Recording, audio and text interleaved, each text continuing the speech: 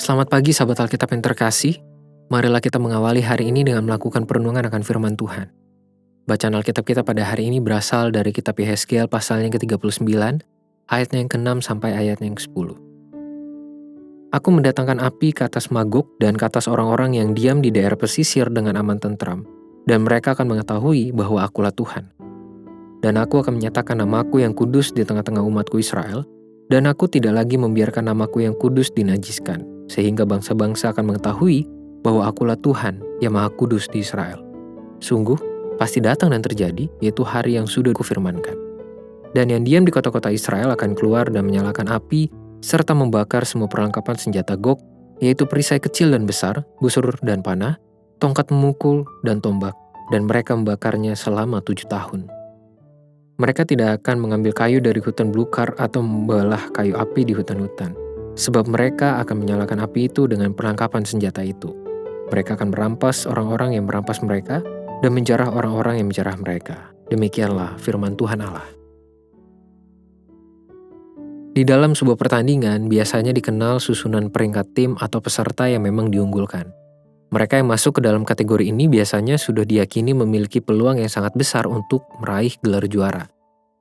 Kemudian, ada kategori peserta yang tidak diunggulkan atau kerap dikenal sebagai underdog, yakni mereka yang dianggap tidak memiliki kemampuan atau peluang untuk melawan para raksasa pertandingan.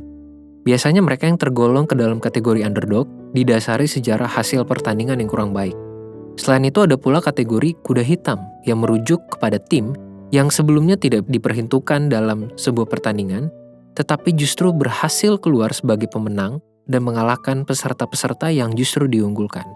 Kita dapat menemukan banyak kisah nyata terkait tim kuda hitam yang muncul di banyak cabang olahraga. Kemunculan kisah nyata para kuda hitam telah menunjukkan sebuah pola anomali yang berjalan tidak seperti yang dibayangkan. Mereka yang sebelumnya tidak dianggap dan diyakini akan berakhir sebagai pihak yang kalah, justru berhasil memberikan sebuah gebrakan prestasi yang membingungkan. Artinya, sebuah peluang sekecil apapun itu dapat berubah menjadi sebuah pintu besar yang menghantarkan mereka untuk mengalami sebuah prestasi. Tentu saja, hal tersebut hanya dapat terjadi ketika mereka memiliki upaya, semangat, cara pandang, dan mentalitas yang melampaui penilaian rendah orang-orang terhadap mereka sebelumnya. Nubuatan yang Tuhan sampaikan melalui Yehezkiel pun menjadi sebuah bentuk pemberdayaan bagi pihak yang tidak diperhitungkan. Israel ibarat tim yang tidak diperhitungkan, bahkan mereka memang sudah dikalahkan oleh para raksasa seperti Gog dengan sangat mudah. Mereka seolah tidak memiliki peluang maupun harapan untuk lepas dari cengkraman tangan Gog yang kuat menekan mereka. Namun, kehadiran dan pertolongan dari Tuhan justru mengubahkan itu semua. Israel yang sebelumnya dianggap sebagai underdog justru berubah menjadi kuda hitam atas Gog. Itu semua terjadi bukan karena kekuatan mereka, melainkan karena kehadiran dan pemberdayaan dari Tuhan. Kiranya nubuatan yang kita baca hari ini cukup memberikan kita sebuah teladan iman tentang dampak berpengharapan kepada Tuhan. Kuasanya yang memberdayakan selalu memberikan pengharapan hidup bagi setiap manusia, entah yang lemah atau yang kuat. Tuhanlah yang memampukan kita menghadapi situasi hidup yang terkadang kurang menyenangkan. Marilah kita berdoa. Tuhan, firman-Mu hari ini untuk sekali lagi menegaskan kepada kami tentang besarnya dampak dan kuasa Tuhan.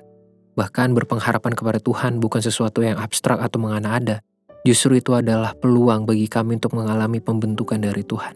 Tolonglah kami agar selalu setia dan hanya menaruh harapan kami kepada Tuhan. Hanya di dalam nama Tuhan Yesus kami berdoa dan mohon. Amin.